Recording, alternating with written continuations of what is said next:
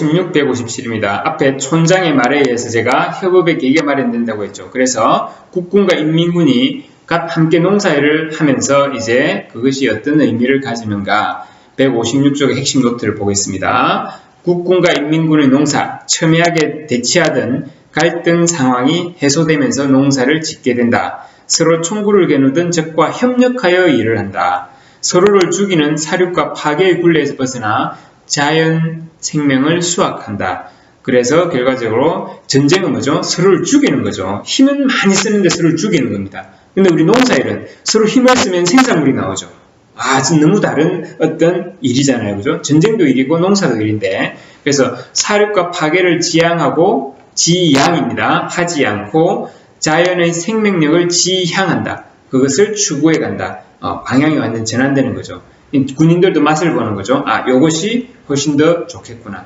됐나요? 자, 그 다음에 157쪽에 핵심 노트 치승의 표정에 담긴 의미. 자, 다시 한번 보세요. 소설은 서술자가 이야기를 할 수 있습니다. 의미를.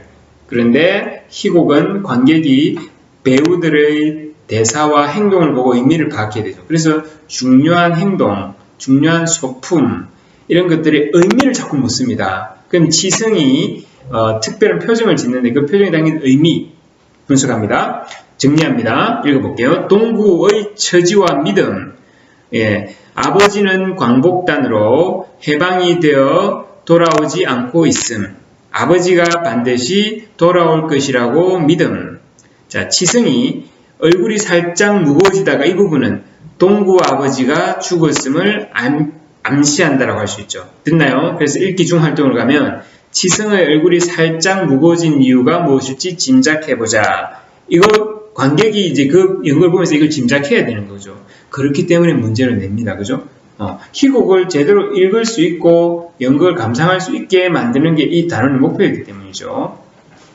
그래서 제가 정리하면 전쟁터로 간 아버지가 돌아오기를 학수고대하고 있는 동구의 바람이 이루어지기 어려운 상황임을 누구는 알고 있다? 치승은 알고 있죠. 그래서 치승의 행동을 통해 동구 아버지 이영도가 전쟁터에서 죽었겠구나라고 추측하는 거죠. 됐나요? 네, 누가? 관객이 또는 우리 독자가. 자, 158쪽, 159쪽입니다. 계속 반복합니다. 인물들의 중요한 행동들의 의미 파악하셔야 되죠. 그래서 지금 158쪽에는 인물들이 통승맹하고 악수하는 행위가 나오죠. 그래서 그것을 정리합니다. 인물들의 행동과 의미, 상상과 택기가 서로 통승맹하고 이름을 알려주고 악수를 나눕니다. 그죠? 그리고 이연, 마을에서 이제 꼭 꽂고 다니는 아주 특이한 인물이죠. 순수한 영혼이죠. 이연과 동구가 손을 내밀며 자기소개를 합니다. 자, 이런 행동들의 의미는 악수를 나누는 행위는 화해하고 공존하겠다는 것을 암시합니다. 서로 이제 싸우지 않겠다. 그죠? 그거 자체가 그 조약은 아니지만 그걸 암시한다는 겁니다. 그죠? 자신의 이름과 특징을 소개하는 행위는 집단만이 있고 개인은 희생되는 전쟁의 폭력성에도 불구하고 동막골에서는 개인의 가치가 지켜지고 있음을 의미합니다. 자, 이게 무슨 말이냐면 전쟁하면 적군, 아군밖에 없습니다. 국군, 인민군밖에 없죠. 그런데 이게 풀어지니까 나는 동구고 나는 지성이고 나는 상상이고 나는 택기고 나는 이연이고 개개인이 살아나죠. 어디에서? 이 동막골에서. 갈등이 전쟁 상황이 사라지면 개인의 모든 개성이 사라져버리고 대립선 안에서 싸우는 자들밖에 없습니다. 우리 편과 적밖에 없죠. 그런데 이 갈등이 사라지면 한 사람 한 사람이 다 자신의 의미로서 살 수 있다는 겁니다. 중요한 의미죠. 그죠? 됐나요? 자, 그 다음 159쪽 이제 교과서 수록 부분이 마무리되는 부분인데요. 작가란 등장인물이 말했죠. 동막골에 신비로움이 내려앉았다라고. 그럼 이 동막골의 의미는 이 공간의 배경에, 공간적 배경의 의미는 무엇일까? 상징성은 무엇일까? 정리하겠습니다. 자, 이곳은 국군과 인민군이 들어와서 대립하기 전과 그 이후로 분석을 딱 하는 거죠. 국군과 인민군이 들어오기 전은 불황민들끼리 따뜻한 정을 나누며 평화롭게 살아가는 곳이었죠. 갈등이 없는 곳이었습니다. 그런데 국군과 인민군이 들어오니까 국군과 인민군의 대치로 전쟁 상황과 비슷한 참상이 벌어질 뻔하죠. 불황민들의 순수하고 따뜻한 인간미로 인해 국군과 인민군이 다시 화해하죠. 그래서 우리 민족의 진정한 평화와 화해를 바라는 그런 공간, 우리 한반도 전체를 상징한다고 할 수 있겠습니다. 그러니까 전쟁 이전에는 원래 평화로웠던 곳이다. 근데 전쟁을 하면서 이념을 대립하면서 갈등이 발생하고 서로 다 죽을 뻔 하다가도 다시 화해하니까 우리 민족도 결국 한반도도 이렇게 나아갔으면 좋겠다. 즉 우리 민족을 이 동막골이 축소판으로서 상징하고 있는 것이죠. 됐나요? 예. 자, 자습서 160, 161쪽을 펴주세요. 네. 핵심 정리, 160쪽에 정리된 부분 특징 한번 볼게요. 작품 속에 작가가 등장하여 해설자 역할을 해주므로 희곡의 한계를 극복함이라고 되어 있죠. 자, 그거 보시고 바로 161쪽에 5번의 작가 역할, 제가 아까 본문에서도 중요하다고 이야기했죠. 이 작가 역할을 정리하면 이렇습니다. 사건의 경위를 설명하고 요약하는 역할을 합니다. 그러면 이제 작가의 밑줄 기억해놓고 기억의 역할 1, 2, 3, 4, 5 나오겠죠. 사건의 경위를 설명하고 요약하면 맞는 말이 되겠죠. 그 다음 사건 속에서 인물들이 갖는 심리를 전달함. 됐나요? 인물들이 나중에 찍을 사진을 미래에 찍을 사진을 제시하여 앞으로 사건이 어떻게 전개될지 암시적으로 보여줌. 됐나요? 자, 그래서 결과적으로 소설의 서술자와 같은 역할을 하며 인물의 성격이나 심리를 간접적으로 제시하는 다른 인물 희곡과 달리 인물의 심리를 직접적으로 제시함. 자, 여기에 굉장히 많은 말이 들어있습니다. 소설이라고 해서 인물의 심리를 직접 전달하는 건 아니죠. 서술자가 항상 어디에 따라서 시점에 따라서 서술 방식에 따라 다 달라집니다. 그죠? 그런데 희곡은 이 작가를 갖지 않는 다른 대부분의 99.9%의 작품은 인물의 성격을 직접 제시할까요? 간접 제시할까요? 간접 제시하죠. 왜? 소설에서 행동과 대화를 통해서 인물을 제시하면 간접적으로 제시한다, 극적으로 제시한다. 이 말이 나오잖아요. 이 극적이 바로 희극을 말합니다.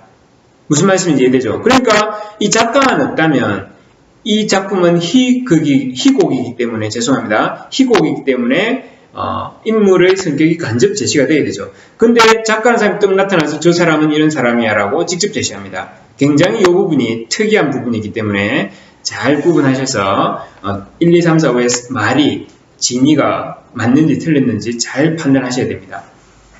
그 다음 희곡이 갖는 시간 제약을 넘어서게 함. 이건 뭐죠? 예, 희곡은 현재로만 진행되죠. 그런데 미리 나타나서 미래에 이 사진 찍었다라고 보여주니까 희곡의 시간적 제약성을 넘어섰다라는 말이 가능하죠.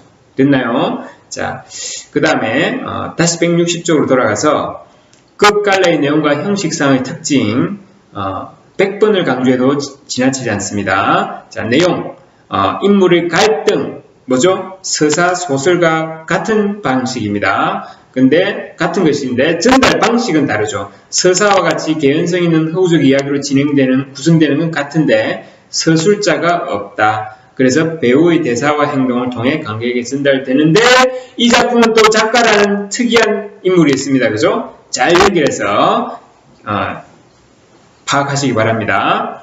그 다음 2번 배경의 역할로 가주세요. 배경 1950년 가을 6.25 전쟁 중인데 공간적 배경이 태백산맥 동막골이다 이야기죠. 자, 그런데 결국 적대적인 관계 인물들이 모여서 공존하는 걸 보여줌으로써 화살표 밑에 봐주세요. 이념을 초월한 진정한 화합과 인간애를 가진 동막골을 통해 진정한 평화와 공존의 세계를 보여주니까 배경이 주제를 형성하고 전달하는 데 굉장히 중요해지겠죠. 됐나요? 네. 그 다음 161쪽에 소재 사진의 기능 다시 한번 반복됩니다. 그죠? 사진 속 모습은 적대적 관계였던 현철 일행과 지성 일행이 화합하고 공존하는 모습을 담고 있는데 사건이 발생한 즉 갈등하고 대립하던 초기에 이 모습을 보여줌으로써 이들이 이후 미래에 어떻게 될지를 암시하고 있습니다. 됐나요? 그래서 어떤 기능을 가진다? 작품의 주제의식을 간접적으로 드러낸다. 화해죠. 그죠? 그 다음에 앞으로 사건 전개 방향을 암시한다. 암시죠. 그 다음에 현재 사건이 진행되는 과정에 미래를 담음으로써 희곡의 시간적 제약을 넘어선다. 포인트 3가지입니다. 주제의식 간접 전달 됐나요? 그 다음에 전개 방향 암시, 그 다음 3번째 희곡의 시간적 제약을 극복한다, 넘어선다. 이 3가지를 잘 서술형에 쓰실 수 있어야 합니다. 이제는 여러분 자습서에 164쪽, 165쪽 학습 활동으로 넘어가 주세요. 선생님이 선택한 문제는 3번과 4번입니다. 이 내용들은 지금 학교 시험에서 이 듣기 대본의 일부만 해놓고도 충분히 내실 수 있습니다. 뭐냐면 희곡에서 시나리오로 이렇게 전환되었을 때 어떤 점이 달라지고 어떤 점이 그대로 유지되는가를 구분하고 나서 그 다음에 뭐죠? 특히 달라진 것에 대해서 이것은 왜 달라졌고 어떤 효과를 가져올 수 있을 것인가, 어떤 기능을 할 것인가, 어떤 역할을 할 것인가, 요거 묻는 것이 굉장히 많습니다. 됐나요? 자, 그래서 제 지문은 일시정지해 두시고 한번 읽어보시고 165쪽에 1번 영화가 희곡을 어떻게 바꿨는지 바꾼 이유가 무엇일지 파악해보자. 자, 먼저 바꾼 거 확인합니다. 정답 같이 보세요. 정답을 한번 들어보세요. 첫 번째, 희곡에서는 국군과 인민군이 대치하고 있는 동안 마을 사람들이 자기 볼일을 자유롭게 보지 못하였는데 영화에서는 대치하고 있는 군인들을 제외한 나머지 사람들은 이미 자유롭게 자기들의 볼일을 보고 있다. 두 번째, 희곡에서는 노모가 바가지에 물을 떠서 국군과 인민군의 얼굴을 씻겨주는데 영화에서는 이연이 자신의 젖은 버선을 꾹 짜서 택기의 얼굴을 닦아준다.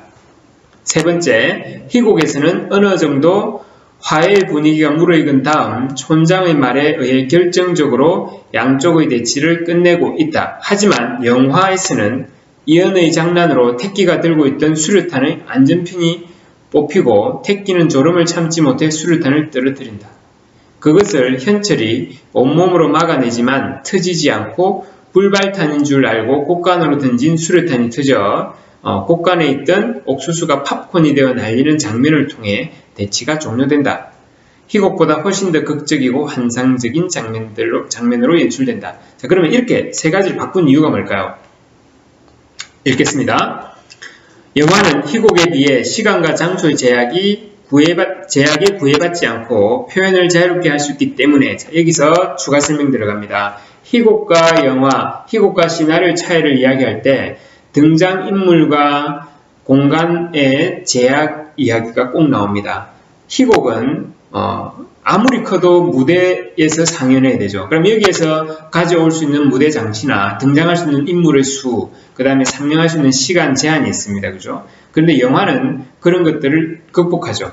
심지어 몇십 년간 영화를 찍어서 보여줄 수도 있죠. 그 다음에 수천만 명의 등장인물이 등장할 수도 있고 컴퓨터 그래픽을 사용할 수도 있습니다. 그죠? 그래서 희곡의 시간, 공간적 또는 인물수에 대한 제한이 시나리오는 거의 없다고 보면 돼요. 시나리오의 제한은 사실 자본이죠. 그걸 동원할 수 있는 자본이 있으면 되고 없으면 못 되는 거죠. 어쨌든 이 제약, 시간과 장소의 제약 또는 등장인물의 제약, 이 부분들이 꼭 언급됩니다.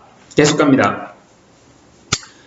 자유롭게 할 수 있기 때문에 작중 상황을 좀 더 극적으로 표현하기 위해 바꾼 것이다. 예를 들어 동막골이 신비로운 고심을 드러내기 위해 희곡에서는 작가를 등장시켜 동막골은 신비의 마을이라고 직접 설명했는데 영화에서는 수류탄이 옥수수 곳간에서 터지면서 옥수수가 팝콘이 되어 날리는 환상적인 장면을 연출하여 신비로움을 표현하고 있다. 그러면 희곡과 시나리오에서 변하지 않은 것은 동막골의 신비로움이죠. 됐나요? 근데 희곡에서는 작가가 직접 등장해서 말로 해줬고요. 등장인물이. 시나리오에서는 영화의 뭔가 다른 효과적인 환상적인 장면을 통해서 그 신비로움을 전달하는 거죠. 됐나요? 자, 그 다음 2번 중요한 문제입니다. 예상 문제입니다. 희곡에 등장한 작가가 영화에 등장하지 않는 이유를 짐작해보자. 자, 요거는 외워서 쓰십시오. 사건의 빠른 전개, 인물의 심리 등을 알려주기 위해 희곡에서는 작가라는 존재가 필요했으나 영화에서는 다양한 기법을 통해 이 모든 것들을 자유롭게 표현할 수 있기 때문에 작가가 등장하지 않은 것이다.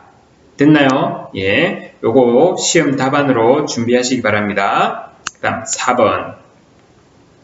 이 희곡의 한 부분을 골라 그 부분을 교실에서 상연하려면 어떻게 수정해야 할지 의논해보자. 그리고 배역을 나누어 연극을 해보자. 자, 여기 길잡이와 예시답안이 자습서에 나와 있는데 제가 여러분 교재 속에 있는데 요거 둘 다 유사하기도 하고 둘 다 중요합니다. 자, 길잡이도 읽을게요. 연극이 이루어지는 무대의 조건에 따라 희곡을 적절히 변경해야 한다. 교실이 일반 무대보다 협소한 장소임을 생각하며 등장인물의 수를 줄이고 사건을 간소화한다. 이때 희곡 전체의 내용과 흐름을 잘 파악하여 중요한 인물과 행동은 빠뜨리지 않도록 주의한다. 여기에서 굉장히 중요한 포인트들이 있습니다. 자, 연극무대, 영화, 그 다음에 연극무대, 교실이죠. 무슨 말씀인지 이해되나요? 기본 우리가 연극 희곡 무대를 가지고 영화로 변형할 수도 있고 또 다른 무대로 변형할 수도 있는데 교실은 아무래도 일반 연극 공연장보다는 조건이 다르겠죠. 무대도 작을 것이고 표현해낼 수 있는 것에도 한계가 있을 것입니다. 그러면 어떤 부분은 어떻게 바뀌고 어떤 것은 꼭 가져가야 해야 할지 요거죠 바로. 그러니까 학교에서 교실에서 하기 위해서는 교실에서 할 수 있는 조건에 맞추어서 간소화할 것은 간소화하고 그렇지만 꼭 뭡니까 중요한 주제를 전달하는 대사와 행동은 가져가야 된다는 거죠. 됐나요? 자, 그래서 예시답안 교과서에 제시된 부분을 가지고 교실에서 상연을 한다고 하면 국군 측의 현철과 인민군 측의 치성과 택기, 마을 사람들로는 노모와 촌장, 이언과 동구 정도로 등장인물을 줄이고 이게 핵심입니다. 등장인물을 뭐한다? 줄인다. 됐나요? 이들의 대사와 행동을 중심으로 사건을 간소화하여 상연해 볼 수 있다. 사건 간소화. 핵심은 등장인물을 줄이고 사건을 간소화한다. 됐나요? 네, 이렇게 정리 한번 해주시면 감사하겠습니다. 자, 그 다음 평가 문제집 146쪽 펴주세요. 평가 문제집 146쪽에 학습활동 정리를 해놨는데 요게 요약이 또 조금 더 압축되어 있기 때문에 요거 한번 살펴보시고 쌤하고 같이 보겠습니다. 첫 번째 등장인물 성격을 요약해 놓은 거 있죠. 그러면 여기서 여러분 보셔야 될 거는 이 특징적인 대사와 행동을 통해서 이 성격을 유추할 수 있어야 되는 거죠.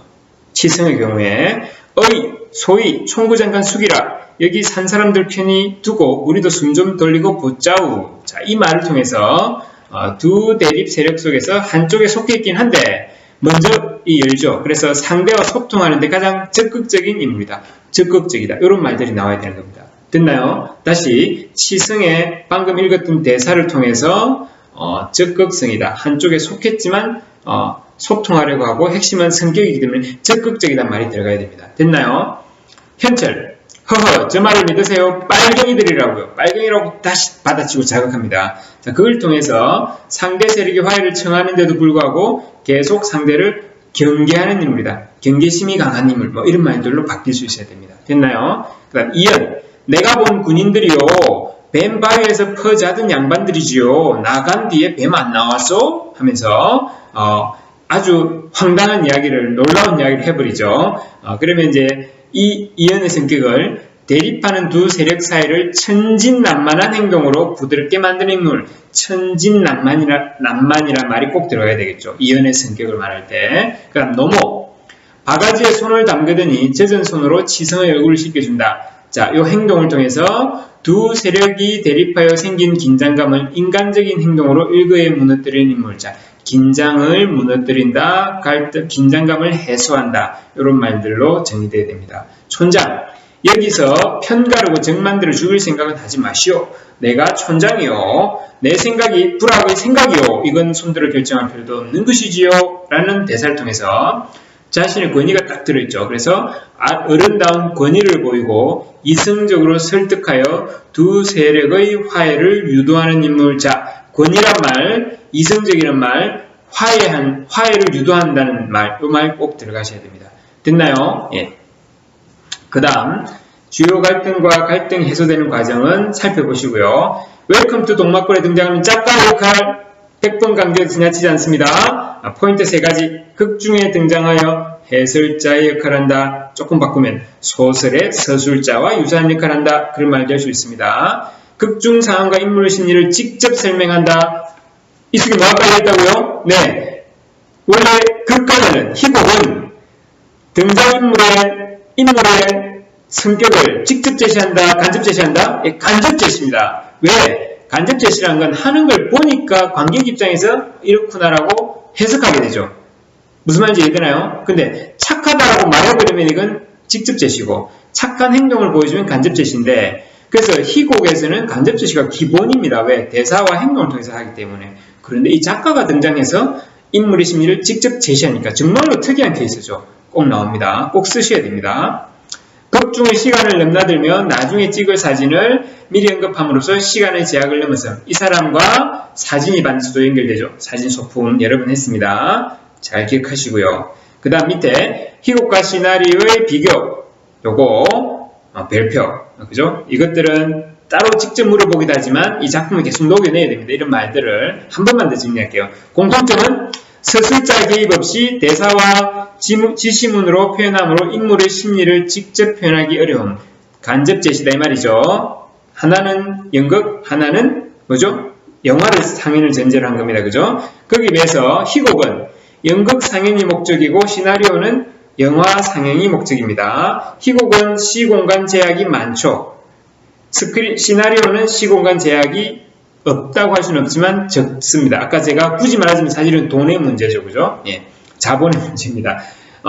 가끔 어떤 자료에는 시나리오는 시공간 제약이 없다라고 나오기도 합니다. 그걸 틀렸다고 하기는 어렵는데 문맥을 조금 봐야 됩니다. 어쨌든 제약이 누가 많다? 희곡이 많다.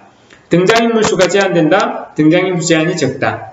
인물의 행동이 주가 되면 기계적 기법을 통한 표현이 적다. 기계적 기법을 통한다. 우리 컴퓨터 그래픽 같은 걸 말하죠. 그래서 효과적 이미지 표현이 가능하다. 됐나요? 자, 잘 살펴보시기 바랍니다. 여기까지 웰컴 투 동막골 창비 교과서 포인트 강의였습니다. 여러분들 지금 자습서와 평가 문제집을 다 같이 보면서 필요한 부분에서 선생님께 질문해 주시기 바랍니다. 마치겠습니다.